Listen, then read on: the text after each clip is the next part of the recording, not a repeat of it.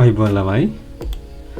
අද අපි කතා කරන්නේ චුම්බක ක්ෂේත්‍රයක් තුළ භ්‍රමණය වන සන්නායක දණ්ඩක අග්‍ර අතර ප්‍රේරිත විද්‍යුත්ගාම බලය ගැන. හරි. හරිනේ. ශ්‍රාව ඝනත්වය b වන ඒකාකාර චුම්බක ක්ෂේත්‍රයක් කඩදාසි තලයේ ලම්බකව කඩදාසි තලයේ පිහිටා ඇත්තේ ඇයිද? දිග L වන xy නම් සන්නායක දණ්ඩක් චුම්බක ක්ෂේත්‍රයේ ලම්බකව කඩදාසි තලයේ ඔස්සේ F radius රින් තප්පරයට රේඩියන් නියත ශීඝ්‍රතාවයෙන් දක්ෂිණාවර්තව භ්‍රමණය වන්නේයි සිතමු. හරිනේ. චුම්බක ක්ෂේත්‍ර තීව්‍රතාවය B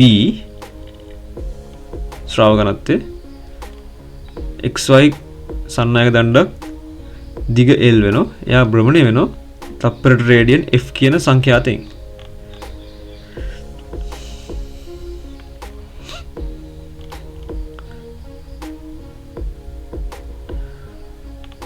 කෝණීය ප්‍රවේගයකින්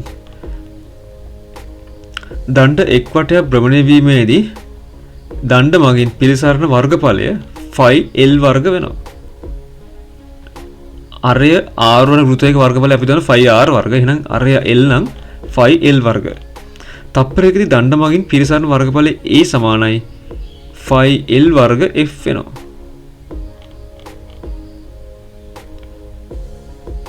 හරිනේ. තප්පරයකට රේඩියන් F ප්‍රමාණයක් යන්නේ. එහෙනම් තප්පරයකදී පිළිසරණ වර්ගඵලය වෙන්නේ phi L වර්ග F. phi සමානයි BA අණුව තප්පරයක දණ්ඩ හරහා ගමන් කරන ශ්‍රාවය වෙන්නේ වෙනස් වෙන ශ්‍රාවය වෙන්නේ phi සමානයි B phi L වර්ග F. හරිනේ. ප්‍රේරිත විද්‍යුත්ගාම වල E සමානයි ඍණ dn phi අර dt නිසා E සමානයි ඍණ B phi L වර්ග F වෙනවා. ඍණ B phi L වර්ග F වෙනවා. ඊට වැදගත් සූත්‍රයක් ගැටළු වලදී වැදගත් වෙයි. ප්‍රේරිත විද්‍යුත්ගාම බලයගේ E සමානයි B phi L වර්ග F වෙනවා. මෙයා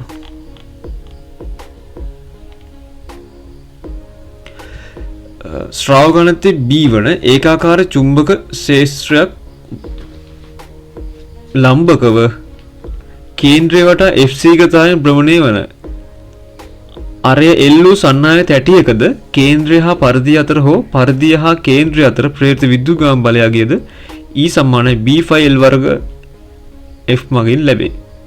ශ්‍රාව ඝනත්වය B හා ඒකාකාර ක්ෂේත්‍රය ලම්බකව කේන්ද්‍රය වටා F ශීඝ්‍රතාවයෙන් භ්‍රමණය වන දිග L අරය L වූ සන්නායක තැටියකද සන්නායක දණ්ඩක වගේම සන්නායක තැටියකද කේන්ද්‍රය හා පරිධිය අතර හෝ පරිධිය හා කේන්ද්‍රය අතර ප්‍රේරිත විද්‍යුත්ගාම බලයගේද මේ සූත්‍ර මගින් ලැබෙනවා. දණ්ඩක වගේම තැටියකත් මේ සූත්‍ර මගින්ම තමයි ලැබෙන්නේ. හරි ළමයි. බොහොම ස්තුතියි. තෙරුවන් සරණයි.